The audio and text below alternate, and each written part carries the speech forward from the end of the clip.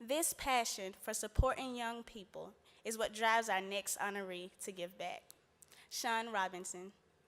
Shaun is the president of the Shaun Foundation for Girls and a dedicated activist for empowering girls and young women.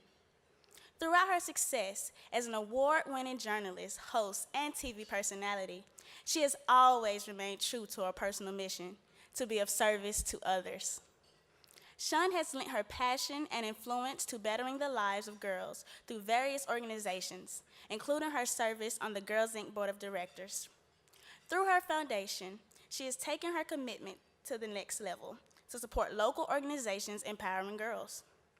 I really enjoyed getting to know Shaun. She came from a family of strong women who were very influential in her life and knows how important sisterhood is. I also told her I want to start a nonprofit one day to help mothers and daughters. We both share a desire to help girls know just how powerful they are. Shaun, please join me on stage to accept your award for inspiring girls and women to be positive role models and creating opportunity for them to thrive.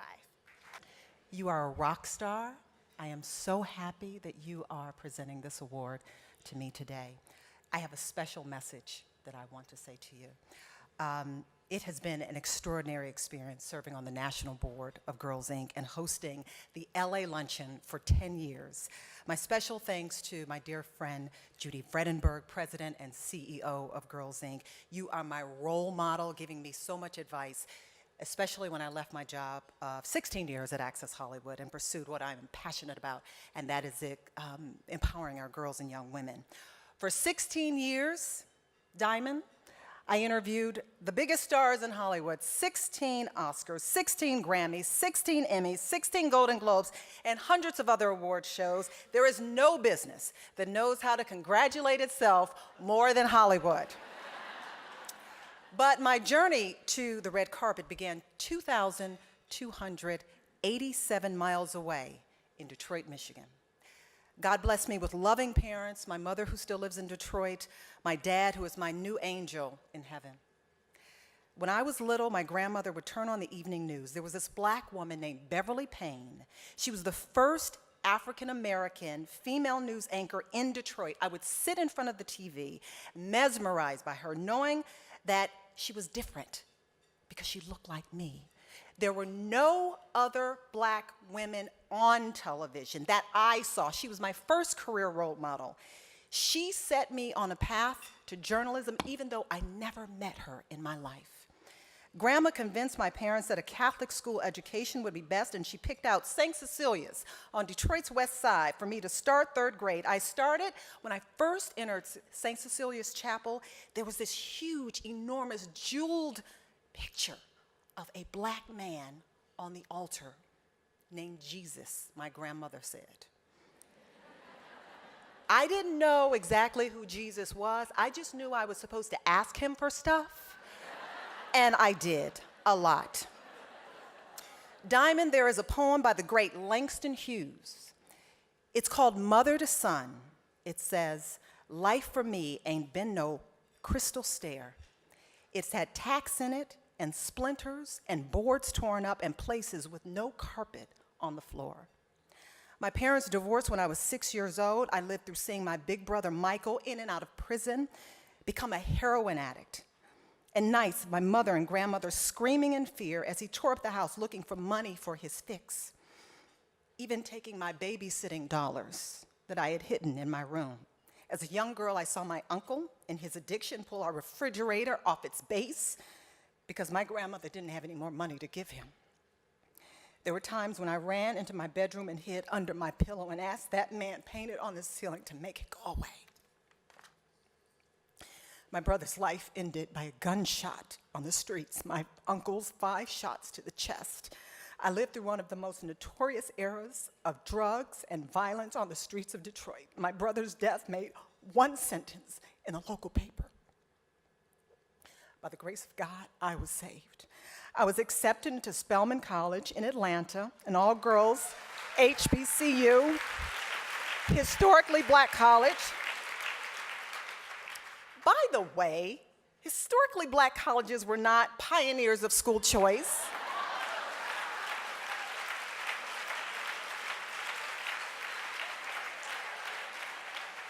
Spelman was founded by two white women who, despite the threats of violence, created a college for women who had been former slaves.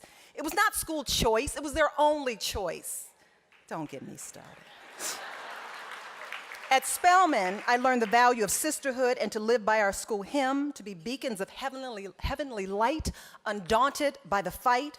I got my first job after graduation at a small TV station in my hometown of Detroit, and this was so exciting for me because my mom and dad and grandparents were so proud that their little girl made it.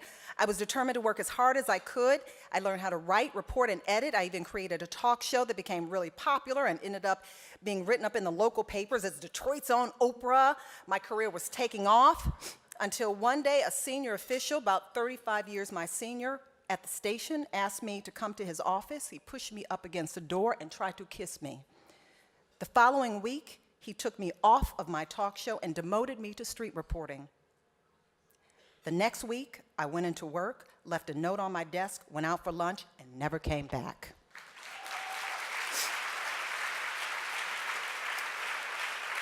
Still shaken by this experience, I went on to get a reporter anchor job in Flint, Michigan, which lasted for 2.5 months before the news director told me this TV thing was not for me and let me go. I remembered that Spelman hymn, Undaunted by the Fight. I got a job in Milwaukee as a medical reporter and anchor, and while I loved it, I was tired of covering the car crashes, the house fires, and murders of local news and wanted to do a show, I said, like Entertainment Tonight.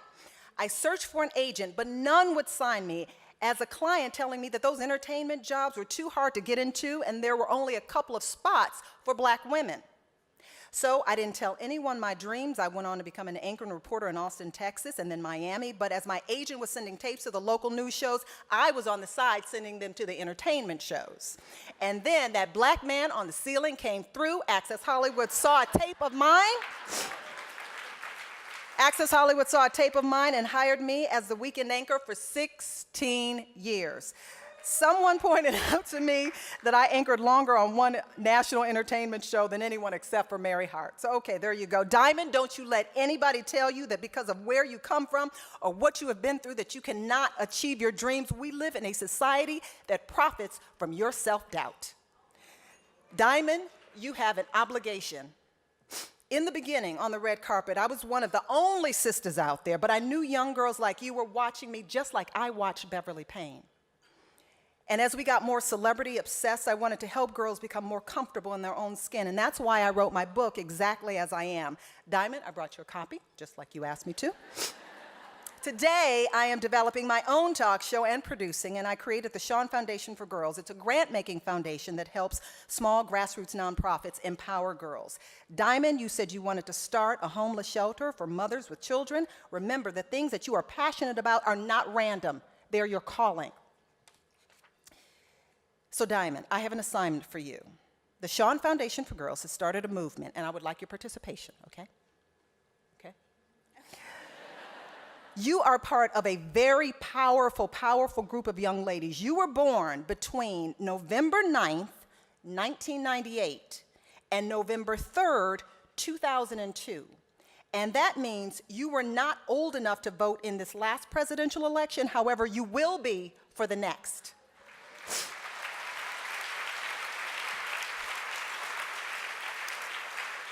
You are what we call the next girl voter. You have the future of this country in your hands, and you must use your voice.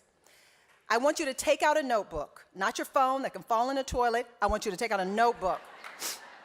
And for the next 4 years, I want you to write down everything you see and everything you hear, issues you are concerned about, what's happening in our government, things you like and things you want changed.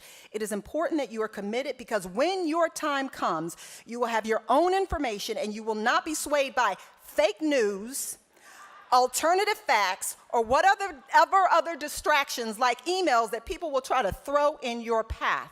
Do you understand? Just as a woman I never met set me on a career course to becoming a journalist, an Emmy Award-winning journalist, young girls will be looking at you and you will be influencing their future and what it holds for them. Never hide under those pillows. You fall down 7 times, sister, you get up 8, okay? Be true to your name, Diamond.